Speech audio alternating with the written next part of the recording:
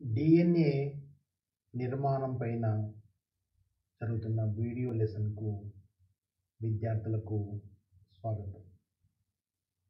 ఈరోజు ఈ వీడియో లెసన్లో డిఎన్ఏ నిర్మాణం గురించి చర్చిద్దాము. డిఎన్ఏ అంటే డిఆక్సిరైబోన్యూక్లిక్ యాసిడ్. విద్యార్థులారా, మీలో ఒక ముక్కు ఒక ప్రత్యేకమైన నిర్మాణంలో ఉంది. సో మీ ముక్కు ఆ విధంగా ఉండడానికి కారణము ఏమిటి? మీ పెదవులు ఆ రకంగా ఉండడానికి కారణం ఏమిటి? మీ హైటు ఒక నిర్దిష్టంగా ఉండడానికి కారణం ఏమిటి? మీ చెంపలు ఆ విధంగా ఉండడానికి కారణం ఏమిటి? జన్యువు. కారణం ఏమిటి? జన్యువు. సో ఈ జన్యువులు మీ తల్లిదండ్రుల నుంచి మీకు వారిలో ఉన్నటువంటి లక్షణాలను తీసుకొని వచ్చినాయి కాబట్టి ఆ లక్షణాలు మీలో వచ్చినాయి. సో ఆ లక్షణానికి, జీవిలో ప్రతి లక్షణానికి, ఒక లక్షణానికి కారణము జన్యువు.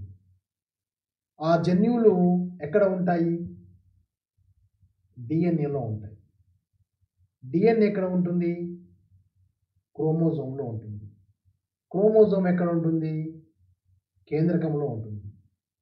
కేంద్రకం ఎక్కడ ఉంటుంది? ఒక కణంలో ఉంటుంది. సో జన్యువులు ఉండేటువంటి నిర్మాణము డిఎన్ఏ. ఆ డిఎన్ఏ నిర్మాణం గురించి మనము ఈరోజు తెలుసుకుందాము. సో డిఎన్ఏ అనగా డిఆక్సిరైబోన్యూక్లిక్ యాసిడ్. సో డిఎన్ఏ యొక్క కొంత మనము చరిత్ర తెలుసుకున్నట్టయితే, ఈ విధంగా మనకు డిఎన్ఏ ప్రపంచానికి పరిచయం అని తెలుసుకున్నట్టయితే, ఫ్రెడరిక్ మిషర్ అనే శాస్త్రవేత్త సైనికుల చీము కణాల నుండి ఒక కేంద్రక పదార్థమును వేరు చేసిండు. ఆ కేంద్రక పదార్థంనే కేంద్రకం నుండి వేరు చేసిండు. దానికి న్యూక్లిన్ అని ఆయన పేరు పెట్టిండు. తర్వాత ఆ పదార్థమునకు ఆమ్ల ధర్మములు ఉండడం వలన దానిని కేంద్రకామ్లము అని పిలిచింది. తర్వాత కొస్సెల్ శాస్త్రవేత్త, ఈ శాస్త్రవేత్త కేంద్రకామ్లంలో రైబో చక్కెర ఉండడాన్ని గుర్తించాడు. సో ఈ కేంద్రకామ్లంలో రెండు రకాలు, ఒకటి డిఎన్ఏ, ఇంకోటి ఆర్ఎన్ఏ. డిఎన్ఏ అంటే డిఆక్సిరైబోన్యూక్లిక్ యాసిడ్, ఆర్ఎన్ఏ అంటే రైబోన్యూక్లిక్ యాసిడ్. ఈ రెండుకి భేదము ఏమిటి అంటే, డిఎన్ఏలో ఉండే చక్కెర పేరు డిఆక్సిరైబో చక్కెర, ఆర్ఎన్ఏలో ఉండే చక్కెర పేరు రైబో చక్కెర. సో ఈ చక్కెరలను బట్టి వాటికి ఆ పేర్లు పెట్టారు.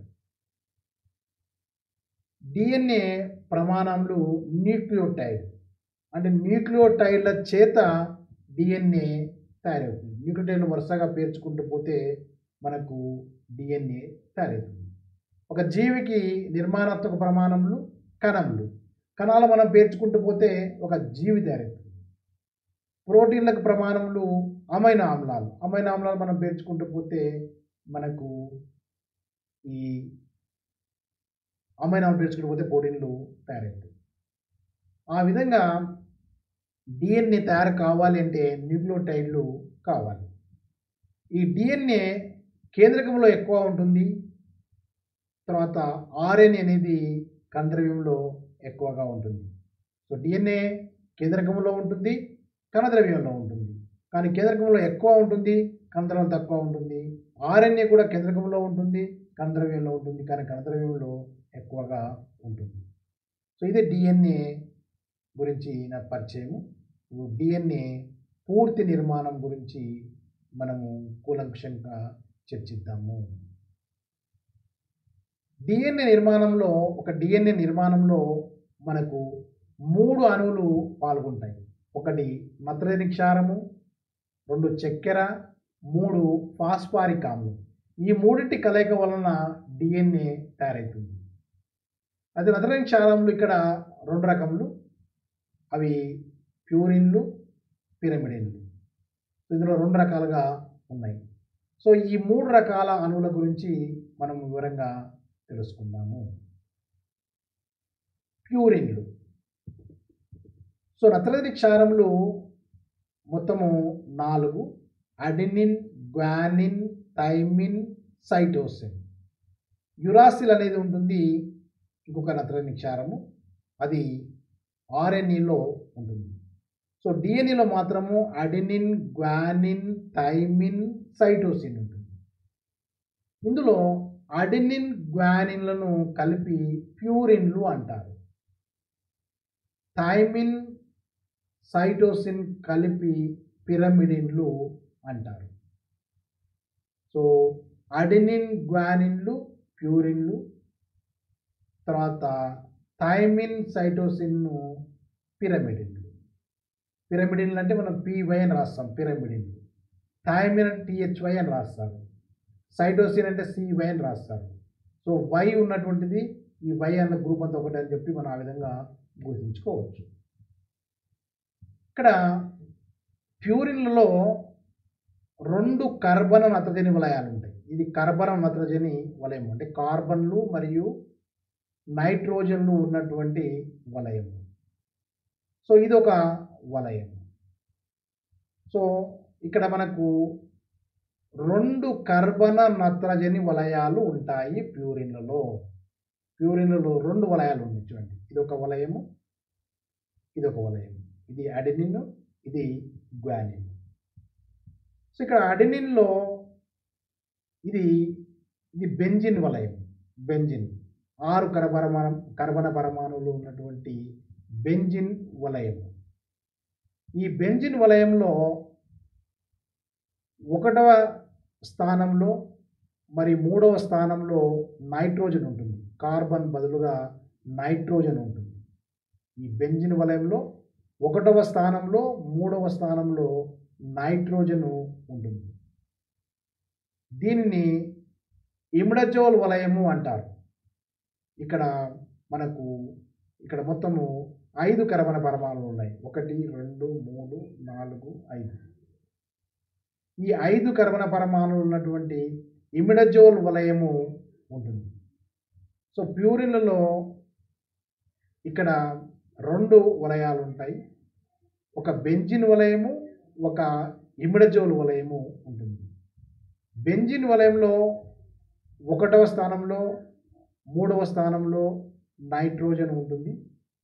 ఇమిడజోల్ వలయం లోపల ఇక్కడ మనకు 7వ స్థానంలో 9వ స్థానంలో నైట్రోజన్ ఉంది. సో ఇది కామన్గా మనకు అడెనిన్లో, గ్వానిన్లో కూడా చూడండి. ఇక్కడ మనకు 1వ స్థానంలో 3వ స్థానంలో నత్రజని ఉంది. తర్వాత ఇది బెంజిన్ వలయంలో, ఇమిడజోల్ వలయంలో కూడా 7వ స్థానంలో 9వ స్థానంలో నత్రజని ఉంది. అంటే ఈ వలయాన్ని ఇమిడజోల్ వలయము అంటారు. ఈ వలయాన్ని బెంజిన్ వలయము అంటారు. బెంజిన్ వలయం. సో ఇవి అదనంగా ఈ ప్రమేయ సమూహాలు ఇక్కడ ఉంటాయి. సో ఈ 2 వలయాలు 5, 4వ స్థానంలో బంధమై ఉన్నాయి. దీనిలోని 5వ స్థానం, దీనిలో 5వ స్థానాలు ఇక్కడ బంధమైనవి. సో 5వ కర్బన స్థానము, 4వ కర్బన స్థానంలో బెంజిన్ వలయము, ఇమిడజోల్ వలయం మధ్య ఇక్కడ బంధము ఏర్పడింది. సో ఇది అడెనిన్, గ్వానిన్ కామన్గా ఉన్నటువంటి లక్షణాలు. సో అడెనిన్, గ్వానిన్ మనం విడిగా తీసుకున్నట్లయితే అడెనిన్లో ఇక్కడ అమోనియా సమూహం ఉంది 6వ కర్బన స్థానంలో. ఇక్కడ మనము కీటోన్ సమూహము ఉంటుంది. ఇక్కడ కీటోన్ సమూహము. తర్వాత ఇక్కడ 2వ కర్బన స్థానంలో ఇక్కడ అమైనో సమూహము ఉంటుంది. ఆ విధంగా కొంత పరమాణుల అమరికలో తేడా ఉంటుంది. సో ప్యూరిన్లలో 2 కర్బన నత్రజని వలయాలు ఉంటాయి. అది మనం గుర్తుంచుకోవాలి. తర్వాత పిరిమిడిన్లు.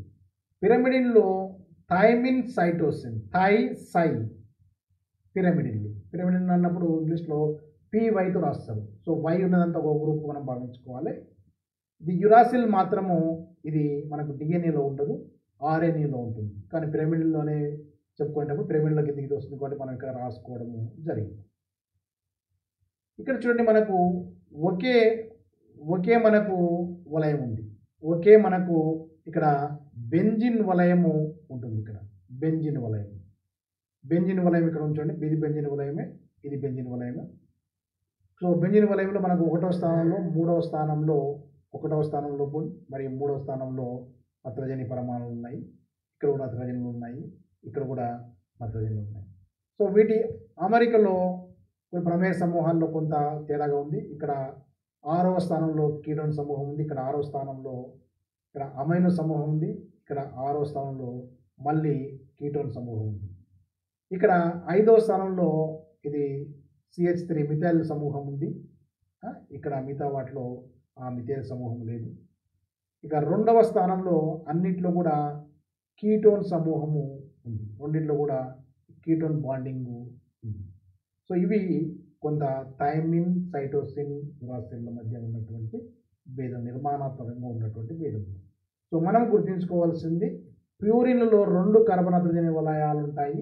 పిరమిడిన్లలో ఒకే కార్బన్ నత్రజని వలయాలు ఉంటాయి. ఇక ఇందులో 2వ నిర్మాణము చక్కెర. సో డిఆక్సీ రైబో చక్కెర, ఇది రైబో చక్కెర. రైబోజ్ అనేది పెంటో చక్కెర, 5 కార్బన్ పరమాణులు ఉన్నటువంటి చక్కెర. సో పెంటోజ్ యొక్క ఫార్ములా ఏంది? C5H10O5. అంటే 5 కార్బన్ పరమాణులు ఉంటాయి. 1 2 3 4, ఇక్కడ 1 5 కార్బన్ పరమాణులు. 1 ఇక్కడ తీసుకుంటే 1 2 3 4 5 కార్బన్ పరమాణులు ఉంటాయి రైబోజ్. తర్వాత హైడ్రోజన్లు 10 ఉంటాయి. 10 హైడ్రోజన్లు ఉంటాయి ఇక్కడ. ఇప్పుడు మనకి ఈ రకంగా హైడ్రోజన్లు ఉంటాయి. తర్వాత ఆక్సిజన్లు మనకు మళ్ళీ ఇక్కడ ఆక్సిజన్లు 5 ఉంటాయి అన్నట్టు. 5 ఆక్సిజన్లు ఇక్కడ మనకు దీని లోపల ఇక్కడ మనకు పాల్గొంటాయి. చూడండి, ఇక్కడ ఒక ఆక్సిజన్, ఇక్కడ ఒక ఆక్సిజన్, 2 ఆక్సిజన్లు, ఈ 3 4 5 ఆక్సిజన్లు.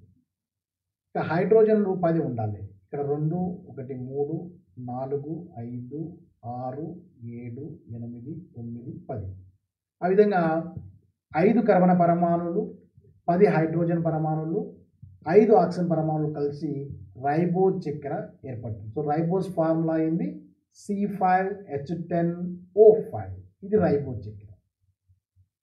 ఇందులోంచి ఒక ఆక్సిజన్ తొలగిస్తే అది డిఆక్సీ రైబోజ్ చక్కెర అవుతుంది. డిఆక్సీ, డి అంటే తొలగించబడడం, ఆక్సీ అంటే ఆక్సిజన్ తొలగించబడడం. సో ఒక ఆక్సిజన్ ఇక్కడ మనకు తొలగించబడితే డిఆక్సీ రైబోజ్ చక్కెర అంటారు. సో ఇక్కడ చూడండి, ఈ 2వ కార్బన్ పరమాణు దగ్గర ఇక్కడ హైడ్రోజన్ ఉంది, ఇది ఇక్కడ హైడ్రాక్సిల్ సముదాయం ఉంది. సో ఇక్కడ చూడండి, ఇక్కడ మనకు హెచ్ మాత్రమే ఉంది. అంటే ఇక్కడ మనకి ఏమైంది? ఒక ఓ లోపించింది. మిగతా అంత నిర్మాణము ఒకే విధంగా ఉంటుంది, మిగతా అంతా సమానంగా ఉంటుంది.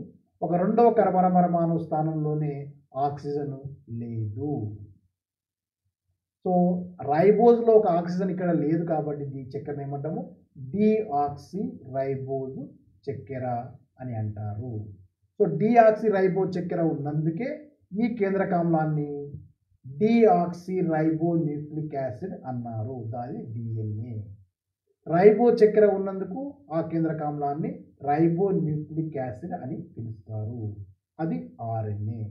సో RNAకు DNAకు భేదంలో చక్కెరలో భేదం ఉంది. రైబో చక్కెరలో ఒక ఆక్సిజన్ పరమాణు తక్కువగా ఉండడము డిఆక్సీ రైబో చక్కెర. అంటే ఇక్కడ మనకు ఫార్ములా తీసుకున్నట్టయితే C5H10O4, ఇక్కడైతే O5, ఇక్కడ O4, ఒక ఆక్సిజన్ పరమాణు తక్కువగా ఉంటుంది. అది ఈ DNA నిర్మాణంలో పాల్గొన్నటువంటి డిఆక్సీ రైబోజ్ చక్కెర. ఇక ఫాస్ఫారిక్ ఆమ్లము, ఇక్కడ ఫాస్ఫారిక్ ఆమ్లము చూడండి, దీని ఫార్ములా H3PO4. ఈ విధంగా ఫాస్ఫరస్ మధ్యలో ఉండి 3 హైడ్రాక్సిల్ సమూహాలు ఈ విధంగా బంధమై ఉంటుంది. ఇక ఆక్సిజన్ ద్విబంధంతో బంధము ఏర్పరచుకుంటుంది. ఇది H3PO4 అంటే 3 హైడ్రోజన్లు ఒక ఫాస్ఫరస్ 4 ఆక్సిజన్ పరమాణువులు ఉంటాయి. ఈ విధంగా మనకు ఇప్పుడు DNA నిర్మాణంలో మనకు ఏం పాల్గొంటున్నాయి? నత్రజని క్షారములు అంటే అడెనిన్, గ్వానిన్ అంటే ప్యూరిన్లు, థైమిన్, సైటోసిన్ అంటే అవి పిరమిడిన్లు, తర్వాత డిఆక్సిరైబో చక్కెర, తర్వాత ఫాస్ఫారిక్ ఆమ్లము పాల్గొంటాయి. సో ఈ 3 అణువులు ఏ రకంగా అమరి ఉంటాయి? ఇక్కడ చూడండి, డిఎన్ఏలో 2 గొలుసులు ఉంటాయి. 2 గొలుసులు, ఇదొక గొలుసు. ఇక్కడ ఈ బంధాలు ఉన్నాయి కదా, ఈ బంధాలకు ఇటువైపు ఇదొక గొలుసు, ఇటువైపు ఇదొక గొలుసు. సో ఇక్కడ ఒక నత్రజని క్షారము, ఒక చక్కెర అణువు, మనకు 3 అణువులు ఉంటాయని చెప్పుకున్నాం కదా. నత్రజని క్షారము, చక్కెర, ఫాస్ఫేట్ 3 అణువులు ఉంటాయని చెప్పుకున్నాం కదా. సో నత్రజని క్షారము చక్కెరతో బంధం ఏర్పరచుకొని ఇక్కడ ఈ విధంగా అమర్చబడి ఉంటుంది. తర్వాత ఈ చక్కెర ఫాస్ఫేట్తో బంధం ఏర్పరచుకుంటుంది. సో ఈ విధంగా ఇది ఏర్పడుతుంది. సో నత్రజని క్షారము చక్కెర బంధం ఏర్పరచుకుంటే దీన్ని మొత్తం ఈ రెండింటిని కలిపి న్యూక్లియోసైడ్ అంటారు. ఇప్పుడు ఫాస్ఫేట్తో కూడా బంధం ఏర్పరచుకుంటే ఈ మూడింటిని కలిపి న్యూక్లియోటైడ్ అంటారు. అంటే ఈ ఫాస్ఫేటు దీని కలిపి ఇది న్యూక్లియోటైడ్. అదేవిధంగా ఈ ఫాస్ఫేటు దీని కూడా వస్తుంది, రెండింటి కలిపి వస్తుంది, ఇది ఒక న్యూక్లియోటైడ్. సో ఇది ఒక న్యూక్లియోటైడ్, ఇది ఒక న్యూక్లియోటైడ్. సో న్యూక్లియోటైడ్లు అన్ని వరుసగా పేర్చబడ్డాయి. మళ్ళీ ఈ ఫాస్ఫేటు దీనికి వస్తుంది, సో ఇది ఒక న్యూక్లియోటైడ్. ఈ ఫాస్ఫేట్ దీనికి వస్తుంది, సో ఇది ఒక న్యూక్లియోటైడ్. ఈ ఫాస్ఫేటు మళ్ళీ ఇక్కడ దీనికి వస్తుంది, ఇది ఒక న్యూక్లియోటైడ్. సో న్యూక్లియోటైడ్లన్నీ వరుసగా పేర్చబడడం వల్ల ఈ గొలుసు వచ్చింది. సో ఈ గొలుసులో అనేక న్యూక్లియోటైడ్లు ఉన్నాయి. న్యూక్లియోటైడ్లు వరుసగా పేర్చబడ్డాయి. ఇది ఒక న్యూక్లియోటైడ్, ఇదొకటి ఈ విధంగా న్యూక్లియోటైడ్లు వరుసగా పేర్చబడడం వల్ల ఈ గొలుసు తయారైంది. సో ఈ గొలుసును పాలీన్యూక్లియోటైడ్ గొలుసు అంటారు. ఇది అదేవిధంగా ఇటువైపు కూడా గొలుసు, ఇది పాలీన్యూక్లియోటైడ్ గొలుసు. సో నత్రజని క్షారము చక్కెరను బంధం ఏర్పరచుకుంటే మనకు న్యూక్లియోసైడ్ వస్తుంది. తర్వాత ఈ న్యూక్లియోసైడ్ ఫాస్ఫేట్తో కలిస్తే న్యూక్లియోటైడ్ వస్తుంది. సో ఇలాగ న్యూక్లియోటైడ్ ఇదొకటి ఈ విధంగా వరుసగా పేర్చబడుతుంది. సో ఇదొక అనేక న్యూక్లియోటైడ్ ఉండడం వల్ల ఇదొక పాలీన్యూక్లియోటైడ్, ఇదొక పాలీన్యూక్లియోటైడ్. సో డిఎన్ఏలో ఉండే 2 గొలుసులలో ఒక్కొక్క గొలుసును ఏమంటాము? పాలీన్యూక్లియోటైడ్ గొలుసు. ఇది పాలీన్యూక్లియోటైడ్ గొలుసు. ఇప్పుడు ఈ పాలీన్యూక్లియోటైడ్లో ఉన్న నత్రజని క్షారాలు, ఈ పాలీన్యూక్లియోటైడ్లో ఉన్న నత్రజని క్షారాల మధ్య హైడ్రోజన్ బంధాల ద్వారా 2 గొలుసులు బంధమవుతాయి. సో ఏమైంది? న్యూక్లియోటైడ్లు వరుసగా పేర్చబడడం వల్ల ఇదొక గొలుసు తయారైంది, ఇది పాలీన్యూక్లియోటైడ్ గొలుసు. అదేవిధంగా న్యూక్లియోటైడ్లు వరుసగా పేర్చబడడం వల్ల ఇదో గొలుసు తయారైంది, ఇది పాలీన్యూక్లియోటైడ్ గొలుసు. ఈ 2 గొలుసుల మధ్య ఇందులో ఉన్న నత్రజని క్షారము, ఇందులో ఉన్న నత్రజని క్షారము బంధం ఏర్పరచుకుంటారు. అది ఆ బంధము విశిష్టత ఉంది. అంటే ఏమంటే ఈ బంధంలో పాల్గొనకుండా అడెనిన్ ఎప్పుడు కూడా థైమిన్తో బంధం ఏర్పరచుకుంటుంది.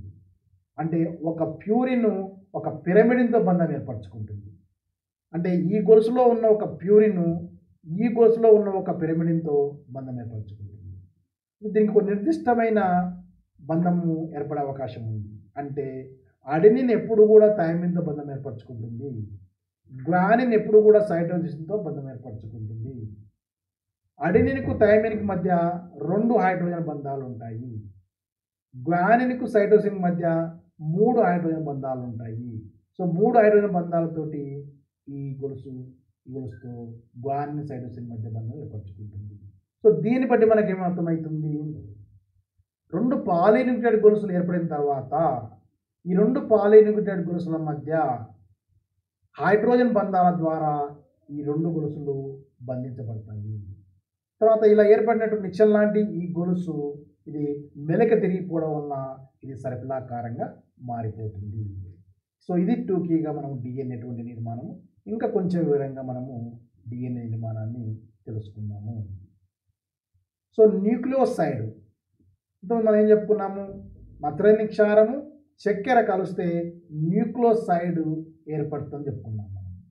అయితే అది అడెనిన్ డిఆక్సీ రైబో చక్కెరతో కలిస్తే అప్పుడు దాన్ని డిఆక్సీ అడినోసిన్ అనే న్యూక్లియోసైడ్ అంటారు. అదే గ్వానిన్ డిఆక్సీ రైబో చక్కెరతో కలిస్తే డిఆక్సీ గ్వానిడిన్ అనే న్యూక్లియోసైడ్ అంటారు. థైమిన్ డిఆక్సీ రైబో చక్కెరతో కలిస్తే డిఆక్సీ థైమిడిన్ అనే న్యూక్లియోసైడ్ అంటారు.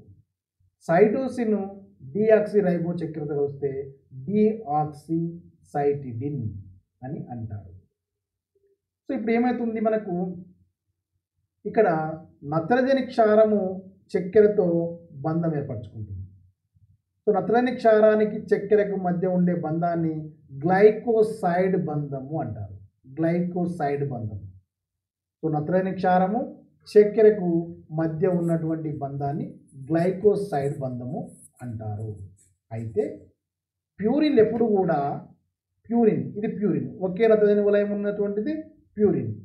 ప్యూరిన్లోని 1వ స్థానంలో ఉన్నటువంటి నత్రజని చక్కెరలోని 1వ స్థానంలో ఉన్నటువంటి కార్బన్తో బంధం ఏర్పరచుకుంటుంది. చక్కెరలో ఎప్పుడు కూడా 1వ స్థానము 1వ కార్బన్ స్థానము అది నత్రజనితో బంధం ఏర్పరచుకుంటుంది.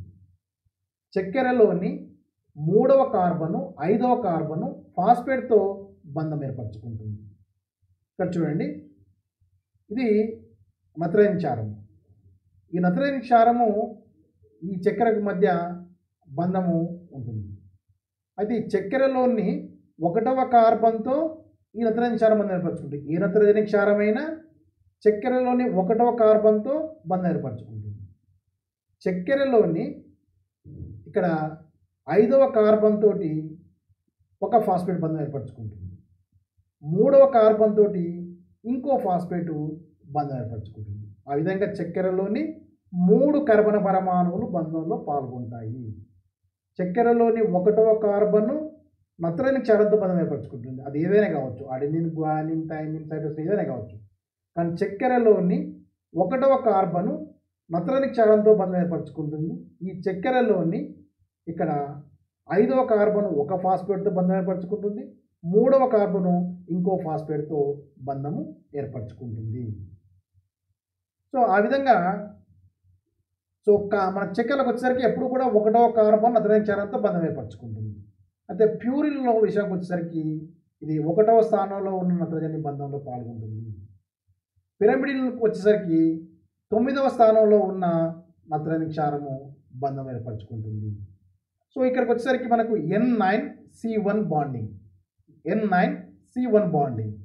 ఇక్కడికి వచ్చేసరికి N1C1 బాండింగ్. ఇదేంటిది పిరమిడిన్.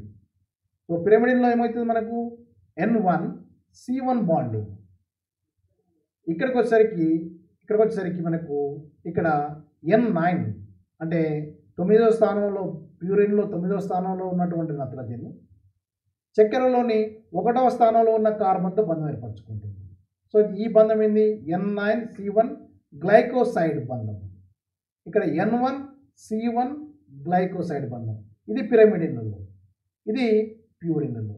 సో ఈ విధంగా బంధం ఏర్పరచుకోవడం వలన న్యూక్లియోసైడ్ ఏర్పడుతుంది. సో ఆ న్యూక్లియోసైడ్లకు మనకు 4 రకాల నత్రజని క్షారాలు ఉన్నాయి కాబట్టి 4 రకాల న్యూక్లియోసైడ్లు ఏర్పడతాయి. అవి deoxy adenosine, deoxy guanidine, deoxy thymidine, deoxy cytidine. ఆ విధంగా 4 రకాలైనటువంటి న్యూక్లియోసైడ్లు ఏర్పడతాయి. ఇక ఇప్పుడు ఏమైంది, మనకు నత్రజని క్షారము చక్కెర కలిసింది. నెక్స్ట్ దేంతో కలవాలి, ఫాస్ఫేట్తో కలవాలి. సో నత్రజని క్షారము చక్కెర ఫాస్ఫేట్ ఈ మూడింటిని కలిపి న్యూక్లియోటైడ్ అంటారు. న్యూక్లియోటైడ్ అంటే ఇప్పుడు చూడండి, అడెనిన్ డిఆక్సీ రైబో చక్కెర ఫాస్ఫేట్ కలిస్తే డిఆక్సీ అడెనిలిక్ ఆమ్లము అంటారు. అదే న్యూక్లియోసైడ్ అంటే ఏమన్నాము, డిఆక్సీ అడినోసిన్, డిఆక్సీ అడినోసిన్ అన్నాము. అదే న్యూక్లియోటైడ్ అయితే డిఆక్సీ అడెనిలిక్ ఆమ్లము, డిఆక్సీ అడెనిలిక్ ఆమ్లము. గ్వానిన్ డిఆక్సీ రైబో చక్కెర ఫాస్ఫేట్ అంటే ఫాస్ఫేట్ కలిస్తే ఇప్పుడు ఈ న్యూక్లియోటైడ్ను డిఆక్సీ గ్వానిడిలిక్ ఆమ్లము, గ్వానిడిలిక్ ఆమ్లము. ఇది న్యూక్లియోసైడ్ అయితే ఏమన్నాము చూడండి, గ్వానిడిన్ అన్నాము, డిఆక్సీ గ్వానిడిన్. తర్వాత థైమిన్ డియాక్సిరైబో చక్కెర ఫాస్ఫేట్ కలిస్తే డియాక్సి థైమిడిలిక్ ఆమ్లము అంటారు. అదే న్యూక్లియోసైడ్ అయితే డియాక్సి థైమిడిన్ అంటారు. తర్వాత సైటోసిన్ డియాక్సిరైబో చక్కెర ఫాస్ఫేటు కలిస్తే డియాక్సి సైటిడిలిక్ ఆమ్లము అంటారు. ఇవి న్యూక్లియోటైడ్లు. అదే న్యూక్లియోసైడ్ అయితే ఇది డియాక్సి సైటిడిన్ అంటారు. సో ఈ విధంగా న్యూక్లియోటైడ్ల పేర్లు. చూడండి ఇక్కడ డియాక్సి అడెనిలిక్ ఆమ్లము అంటే ఇదేంటి? అడెనిన్, ఇది అడెనిన్, ఇది చక్కెర, ఇది ఫాస్ఫేట్. సో చక్కెరలో కూడా ఎప్పుడు కూడా ఏ కార్బన్ నత్రజని బంధం ఏర్పరచుకుంటుంది? 1 కార్బన్. So C1. ఇది ప్యూరిన్, ప్యూరిన్లో ఏ నత్రజని బంధం ఏర్పరచుకుంటుంది? 9.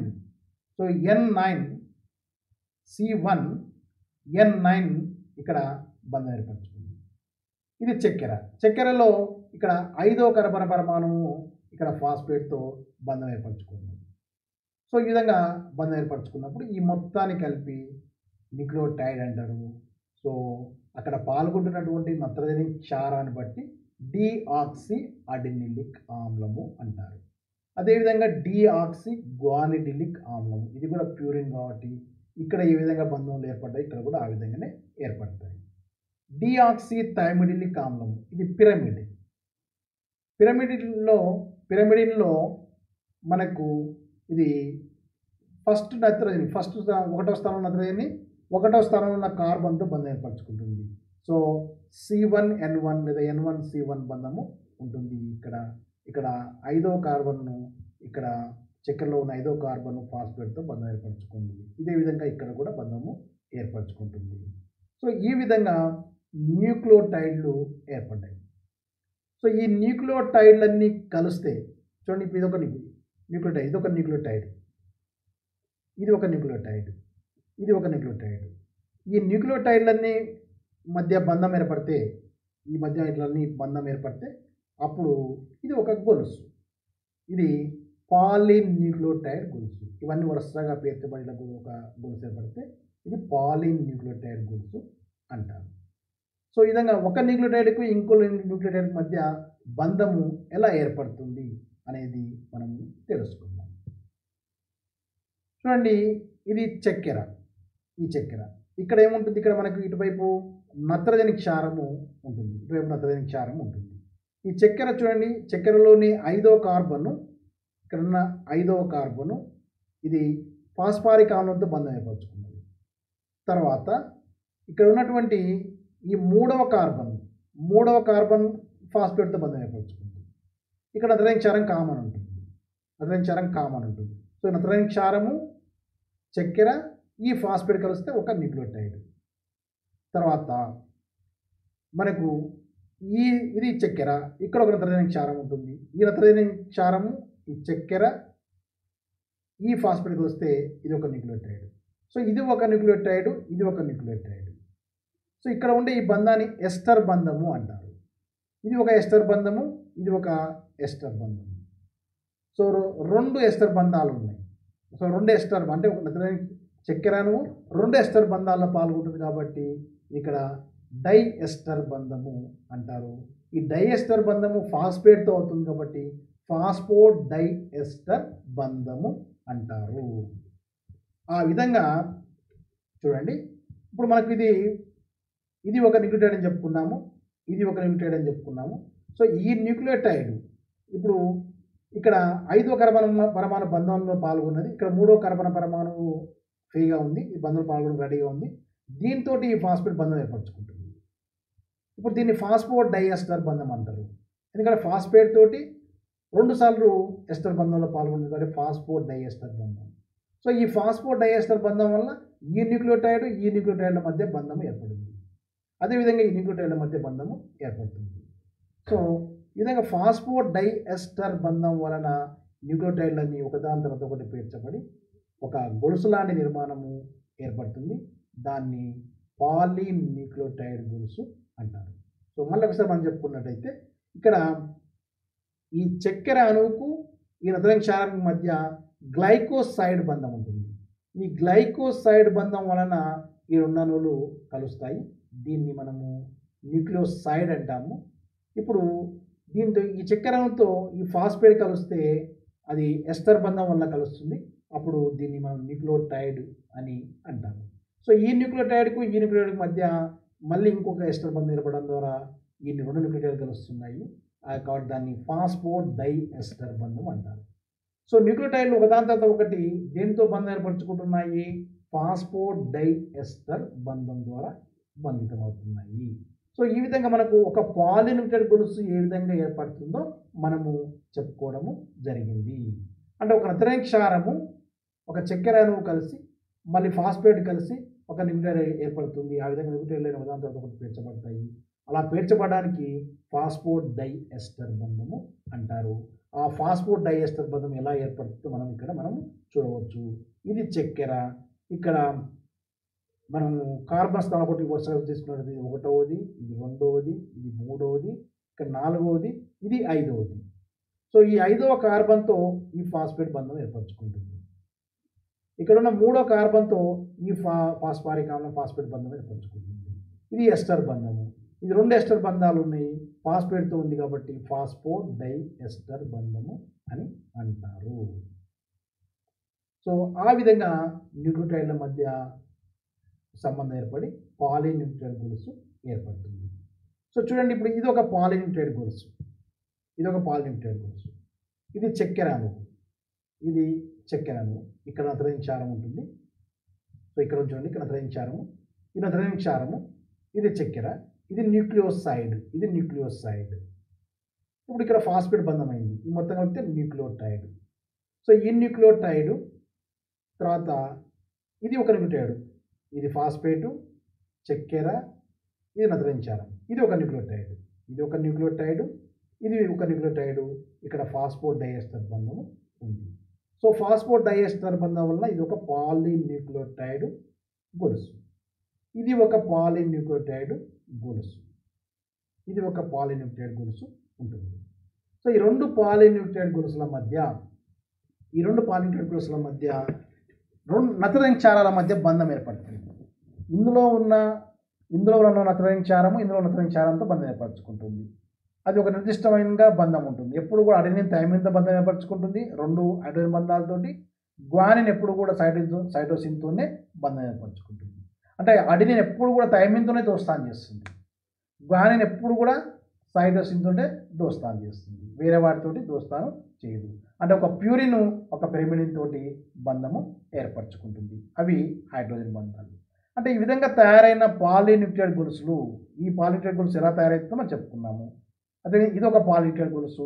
ఈ 2 పాలిన్యూక్లియోటైడ్ గొలుసుల మధ్య హైడ్రోజన్ బంధాల ద్వారా గొలుసుల మధ్య బంధము ఏర్పడుతుంది.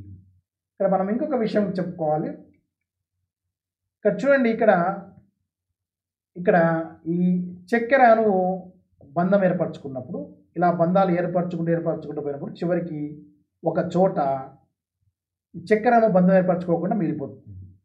అంటే ఇక పూర్తిగా కంటిన్యూగా ఉండదు, ఎక్కడో చోట అయిపోవాల్సిందే కదా. సో అక్కడ మనము అయిపోయిన చోట ఒకవైపు ఈ గొలుసులో ఒకవైపు ఫర్ ఎగ్జాంపుల్ ఇక్కడ బంధం ఏర్పరచుకోలేదు అనుకుందాం. అంటే ఇక్కడ 3వ కార్బన్ ఫ్రీగా ఉంటుంది, ఇక్కడ 3వ కార్బన్ ఫ్రీగా ఉంటుంది. ఇక్కడ కూడా ఇది బంధం ఏర్పరచుకోలేదు, అంటే ఇది చివరి ఎండ్, ఇది ఇక్కడ చివరి ఎండ్ అనుకుందాం. ఇది ఇక్కడ లేదు, ఇది ఇక్కడ లేదు. అంటే చాలా పొడుగుగా గొలుసు ఉంది, కానీ ఆ గొలుసులో చివరిగా ఇది లేదు, చివరిగా ఇది లేదు అనుకుందాం. అంటే ఇక్కడ 3వ కార్బను స్వేచ్ఛగా ఉంది, ఇక్కడ ఏముంది 5వ కార్బను స్వేచ్ఛగా ఉంది, అంటే బంధంలో పాల్గొనకుండా స్వేచ్ఛగా ఉంది. దీన్నే 5-3 ఎండ్ అంటారు. అంటే 5వ నుంచి 3వ వరకు ఉంది అని. అంటే ఇక్కడ 5వ కార్బన్ స్వేచ్ఛగా ఉంది, ఇక్కడ 3వ కార్బన్ స్వేచ్ఛగా ఉంటుంది. సో 5-3 ఎండ్ అని చూపిస్తారు. సో ఇది ఒకటి 5-3 ఎండ్లో ఉంటే ఇక్కడ 5వది ఇక్కడ 3వది స్వేచ్ఛగా ఉంటే ఇటువైపు ఉండే గొలుసులో ఇక్కడ 5 కార్బన్ స్వేచ్ఛగా ఉంటుంది, ఇక్కడ 3వ కార్బన్ స్వేచ్ఛగా ఉంటుంది. దీన్ని బట్టి మనం ఏమర్థం చేసుకోవాలి, ఒక పాలిన్యూక్లియోటైడ్ గొలుసు 5-3 ఎండ్లో ఉంటే ఒకవైపు 5 ఒకవైపు 3 ఉంటే ఇంకో పాలిన్యూక్లియోటైడ్ గొలుసులో అక్కడ 3-5 ఉంటుంది. అంటే అక్కడ 3వ కార్బన్ స్వేచ్ఛగా ఉంటుంది, ఇటువైపు 5వ కార్బన్ స్వేచ్ఛగా ఉంటుంది. సో ఒక గొలుసు 5-3 ఎండ్లో ఉంటే ఇంకో గొలుసు 3-5 ఎండ్గా ఉంటుంది. సో పాలిన్ ఈ డిఎన్ఏను 5-3 ఎండ్ 3-5 ఎండ్ అంటే ఈ విధంగా మనము అర్థం చేసుకోవాలి. సో ఇక్కడ మనము ఈ రెండు గొలుసుల మధ్య హైడ్రోజన్ బంధాలు ఎలా ఏర్పడుతున్నాయి మనము చెప్పుకున్నాము. సో డిఎన్ఏ అణువు ఆ విధంగా ఎలా ఏర్పడుతున్నది ఇది మళ్ళొకసారి మనం చెప్పుకున్నట్టయితే చూడండి, ఇక్కడ ఒక నత్రజని క్షారము ఒక చక్కెర అణువు మధ్య బంధం ఏర్పడుతుంది, దాన్ని న్యూక్లియోసైడ్ అంటాము. ఫాస్ఫేట్తో బంధం ఏర్పరచుకుంటుంది, అది న్యూక్లియోటైడ్ అంటాము. సో ఇది ఒక న్యూక్లియోటైడ్, తర్వాత ఇది ఒక న్యూక్లియోటైడ్. ఈ న్యూక్లియోటైడ్ల మధ్య ఫాస్ఫోడ్ డైఎస్టర్ బంధం ఉంటుంది. ఫాస్ఫోడ్ డైఎస్టర్ బంధాల వల్ల ఈ గొలుసు ఏర్పడింది. అదేవిధంగా ఇక్కడ గొలుసు ఏర్పడింది. ఈ రెండు గొలుసుల మధ్య హైడ్రోజన్ బంధాల వల్ల రెండు గొలుసులు అతుక్కోబడ్డాయి. చూడండి, ఇక్కడ అడినిన్ థైమిన్ మధ్య 2 హైడ్రోజన్ బంధాలు ఉంటాయి. గ్వానిన్ సైటోసిన్ మధ్య 3 హైడ్రోజన్ బంధాలు. ఇది ఎప్పటికి కూడా ఇది స్థిరంగా ఇలానే ఉంటుంది. ఎప్పుడు అడినిన్ థైమిన్తో బంధం ఏర్పరచుకుంటుంది, 2 హైడ్రోజన్ బంధాలతోటి. గ్వానిన్ సైటోసిన్తో బంధం ఏర్పరచుకుంటుంది, 3 హైడ్రోజన్ బంధాలతోటి ఉంటుంది. సో ఈ విధంగా డిఎన్ఏ నిర్మాణము ఏర్పడుతుంది. సో డిఎన్ఏలో ప్యూరిన్ పిరమిడిన్లు 1:1 నిష్పత్తిలో ఉంటాయి అని చార్గాఫ్ శాస్త్రవేత్త తెలియజేసాడు. అంటే మొత్తం మనం నత్రజని క్షారాలను తీసుకున్నట్లయితే ప్యూరిన్లు ఎన్ని ఉంటే పిరమిడిన్లు అన్ని ఉంటాయి అని చార్గాఫ్ శాస్త్రవేత్త తెలియజేసింది. తర్వాత విల్కిన్సన్, రోజాలిండ్ అనే శాస్త్రవేత్తలు డిఎన్ఏకు త్రిమితీయ నిర్మాణాన్ని ప్రతిపాదించిండ్రు. వాళ్ళు ఎక్స్రే వివర్తనం చేసి త్రిమితీయ నిర్మాణాన్ని ప్రతిపాదించిండ్రు. విల్కిన్స్ శాస్త్రవేత్త ఈయన సర్పిలాకార నిర్మాణం ఉంటుంది. ఇలా డిఎన్ఏ యొక్క 2 గొలుసులు, 2 గొలుసులు అంటే ఇదొక పాలిన్యూక్లియర్ గొలుసు, ఇదొక పాలిన్యూక్లియర్ గొలుసు. ఈ 2 గొలుసులు అతుకున్న తర్వాత ఇది సర్పిలాకారంగా మెలితిరుగుతుంది అని చెప్పి విల్కిన్స్ శాస్త్రవేత్త ప్రతిపాదించిండు. తర్వాత వాట్సన్ మరియు క్రిక్ శాస్త్రవేత్త డిఎన్ఏకు ద్విసర్పిల నమూనా, అంటే 2 గొలుసులు ఉంటాయి, ఆ 2 గొలుసులు సర్పిలాకారంగా మెలివేసుకుంటాయి. చూడండి, ఇది ఒక గొలుసు, ఇది ఒక గొలుసు, ఇది ఒక పాలిన్యూక్లియర్ గొలుసు, ఇది ఒక పాలిన్యూక్లియర్ గొలుసు. సో ప్రతి గొలుసు కూడా ఎలా ఉంది, సర్పిలాకారంగా ఉంది. ఎన్ని సర్పిలాలు ఉన్నాయి, 2. సో ద్విసర్పిల నమూనా, దీనిని ద్వికుండలి నమూనా అంటారు. కుండలి అంటే సర్పిలాకారము, సో ద్వికుండలి నమూనా అని అంటారు. సో డిఎన్ఏ ఈ ద్విసర్పిల నమూనా, వాట్సన్ క్రిక్ ప్రతిపాదించినటువంటి ద్విసర్పిల నమూనాని ఇప్పుడు అందరూ ఆమోదిస్తున్నారు. అందరూ కూడా దాని ప్రకారమే డిఎన్ఏ నిర్మాణాన్ని చర్చిస్తారు.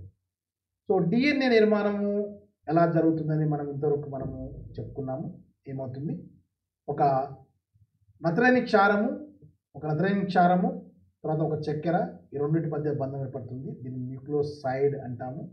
ఈ చక్కెరను ఒక ఫాస్ఫేట్తో బంధం ఏర్పరచుకుంటుంది, దాన్ని న్యూక్లియోటైడ్ అంటాము. ఈ 3 కలిపితే న్యూక్లియోటైడ్ అంటాము. ఈ న్యూక్లియోటైడ్ పక్కన న్యూక్లియోటైడ్ తోటి ఫాస్ఫోడ్ డైఎస్టర్ బంధం ఏర్పరచుకుంటుంది. ఆ విధంగా అన్ని ఏర్పరచుకోవడం వల్ల అన్ని న్యూక్లియోటైడ్లు వరుసగా ఫాస్ఫోడ్ డైఎస్టర్ బంధాలు ఏర్పరచుకోవడం వల్ల ఒక పాలిన్యూక్లియర్ గొలుసు ఏర్పడుతుంది. అదేవిధంగా ఇటువైపు కూడా ఒక పాలిన్యూక్లియర్ గొలుసు ఏర్పడుతుంది. ఈ 2 గొలుసులకు మధ్య హైడ్రోజన్ బంధాలు ఏర్పడతాయి. ఈ హైడ్రోజన్ బంధాలు నత్రజని క్షారాల మధ్య ఏర్పడుతుంది. ఎప్పుడు కూడా ఇక్కడ అడెనిన్ థైమిన్తో బంధం ఏర్పరచుకుంటుంది. కాబట్టి అడెనిన్కు సంపూరకం థైమిన్ అంటారు. అదేవిధంగా గ్వానిన్ ఎప్పుడు కూడా సైటోసిన్తో 3 హైడ్రోజన్ బంధాలతో బంధం ఏర్పరచుకుంటుంది. కానీ గ్వానిన్కి ఎప్పుడు కూడా సంపూరకము సైటోసిన్ అంటారు. సో ఈ విధంగా 2 గొలుసుల మధ్య బంధం ఏర్పడిన తర్వాత ఈ రెండు గొలుసులు ఇది మెలివేసుకుంటాయి. ఈ విధంగా మెలివేసుకుంటాయి. అంటే ఈ మెలివేసుకోవడం వల్ల మనకు ఈ రకమైన నిర్మాణము వస్తుంది. ఇవి హైడ్రోజన్ బంధాలు, ఇవి నత్రజని. సో డిఎన్ఏ ఒక మెలిక, అంటే ఒక సర్పిలాకారంగా. ఇప్పుడు డిఎన్ఏ ఇక్కడ సర్పిలం స్టార్ట్ చేసి, చూడండి ఇక్కడ సర్పిలం స్టార్ట్ చేసి మళ్ళీ అదే స్థానానికి వచ్చింది. అంటే ఇక్కడ ఒక మెలిక తిరగడం అయిపోయింది. ఏ పాయింట్ వద్ద అయితే మెలిక స్టార్ట్ చేసిందో అక్కడి నుంచి ప్రారంభమయ్యి మళ్ళీ మెలిక అదే స్థానానికి, అంటే ఇట్లా అదే స్థానానికి వచ్చేసింది. ఇది ఒక మెలిక. సో ఒక మెలిక పొడవు డిఎన్ఏ ఒక మెలిక పొడవు 34 యాంగ్స్ట్రామ్స్. విధంగా ఒక మెలిక పొడవు 34 యాంగ్స్ట్రామ్స్. మనం దీన్ని తీసుకున్నట్టయితే ఇక్కడ స్టార్ట్ అయింది ఈ సర్కిల్. సో ఇక్కడ నుంచి స్టార్ట్ అయ్యి మళ్ళీ ఇదే స్థానానికి రావాలి, ఇదే స్థానానికి అంటే ఇక్కడ ఇడికి. సో ఇది ఇలా ఇలా మెలివేసుకుంటూ పోయి ఇక్కడ మెలివేసుకుంటూ పోయి మళ్ళీ ఇడికి వచ్చింది, ఇదే స్థానానికి ఇది వచ్చింది. సో దీని పొడవు 34 యాంగ్స్ట్రామ్స్. ఇందులో 10 జతల న్యూక్లియోటైడ్లు ఉంటాయి. ఒక పొడవులో ఒక 34 యాంగ్స్ట్రామ్ పొడవులో డిఎన్ఏ ఒక మెలికలో మొత్తం 10 జతల న్యూక్లియోటైడ్లు ఉంటాయి. అంటే ఇటువైపు 10, ఇటువైపు 10 ఉంటాయి. అంటే ఇప్పుడు మనం ఇక్కడ నుంచి ఇక్కడ మనం చెప్పుకున్నాం కదా. సో ఈ సర్పిలంలో 10 న్యూక్లియోటైడ్లు ఉంటాయి. సో ఈ సర్పిలంలో 10 న్యూక్లియోటైడ్లు ఉంటాయి. అంటే మొత్తము 10 జతలు ఉంటాయి. ఇందులో 10 జతలు ఉంటాయి కాబట్టి ఇది ఒక న్యూక్లియోటైడ్, ఇది ఒక న్యూక్లియోటైడ్ అనుకుంటే ఈ రెండు జతల మధ్య దూరము 3.4 యాంగ్స్ట్రామ్స్. ఈ మొత్తం పొడవు ఎంత? ఈ సర్పిలం ఈ మెలిక పొడవు ఎంత? 34 యాంగ్స్ట్రామ్స్. ఇందులో ఎన్ని జతలు ఉన్నాయి? 10 జతలు ఉన్నాయి. సో ఒక్కొక్క జతకు మధ్య ఈ జతకు మధ్య ఈ దూరము 3.4 యాంగ్స్ట్రామ్స్. ఇక డిఎన్ఏ యొక్క ఈ వ్యాసము ఇది 20 యాంగ్స్ట్రామ్స్. అంటే ఈ విధంగా సర్పిలాకారంగా తిరుగుతుంది కదా. ఎంతవరకు సర్పిలం తీసుకుంటుంది అంటే అది 20 యాంగ్స్ట్రామ్స్. దీనిని మనము ఈ డిఎన్ఏ యొక్క నిర్మాణాన్ని మనం ఎలా చెప్పుకోవచ్చు అంటే, మనకు చోటు లేనప్పుడు మనకు పై అంతస్తుకు ఎక్కడం కోసము మెట్లు ఈ విధంగా ఎస్ టైప్లో మెట్లు వేస్తారు కదా. అలా ఆ ఎస్ టైప్ వేసేటువంటి మెట్లు ఎలా ఉంటాయో అదేవిధంగా డిఎన్ఏ ఇక్కడ ఉంటుంది. అక్కడ రెండు వైపు గోడలను ఏ విధంగా ఉంటుందో ఒక్కొక్క గోడ ఒక పాలిన్యూక్లియర్ గోడకు సమానంగా తీసుకోవచ్చు. ఆ మెట్లను మనం అయితే ఎత్తున్న మెట్లను అవి మనము ఆ మెట్లను మనము నత్రజని క్షారాలుగా మనము తీసుకోవచ్చు. సో ఇదొక పాలిన్యూక్లియర్ గొలుసు, రెండు గోడలు, ఇదొక పాలిన్యూక్లియర్ గొలుసు. ఆ మెట్లు అనేది నత్రజని క్షారానికి సమానంగా ఇక్కడ ఉన్న నత్రజని క్షారం, ఇక్కడ ఉన్న నత్రజని క్షారాలకు రెండింటికి సమానంగా తీసుకోవచ్చు. సో ఈ విధంగా మనకు డిఎన్ఏ యొక్క నిర్మాణము ఉంటుంది. సో ఈ విధంగా ఇది మనము ఈ వాట్సన్ పిక్ కనుగొన్నటువంటి డిఎన్ఏను బిడిఎన్ఏ అని అంటారు. తర్వాత ఇందులో జెడ్డిఎన్ఏ అనేది ఒక ప్రముఖంగా ఉంది. ఇంకా ఈ మధ్య కాలంలో బిడిఎన్ఏ ఇది కుడివైపు తిరిగినటువంటి డిఎన్ఏ, జెడ్డిఎన్ఏ ఎడవైపుకు తిరిగి ఉంటుంది. ఈ మధ్య కాలంలోనే శశిరేఖన్ అనే శాస్త్రవేత్త ఆయన డిఎన్ఏలో ఒక మెలికలో మనము 10 జతలు ఉన్నాయి అనుకున్నాం కదా, అందులో 5 జతలు కుడివైపు తిరిగి ఉంటాయి, 5 జతలు ఎడవైపు తిరిగి ఉంటాయి. అంటే ఆయన డిఎన్ఏ కుడివైపుకు ఎడవైపుకు రెండు వైపులకు తిరిగి ఉంటుంది, మెలిక తిరిగి ఉంటుంది అనే ఆర్ఎల్ నమూనా, రైట్ అండ్ లెఫ్ట్ నమూనాను ప్రతిపాదించాడు. అంటే ఒక మెలికలో ఉండే 10 జతలలో 5 జతలు ఎడవైపు తిరిగి ఉంటాయి, 5 జతలు కుడివైపు తిరిగి ఉంటాయి అని చెప్పి ఈయన ప్రతిపాదించాడు. సో ఈ విధంగా మన అనువంశిక లక్షణాలకు కారణమైనటువంటి ఈ డిఎన్ఏ నిర్మాణం గురించి మనము ఇక్కడ సంపూర్ణంగా చర్చించాము.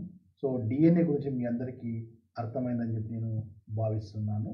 So thank you, best of luck.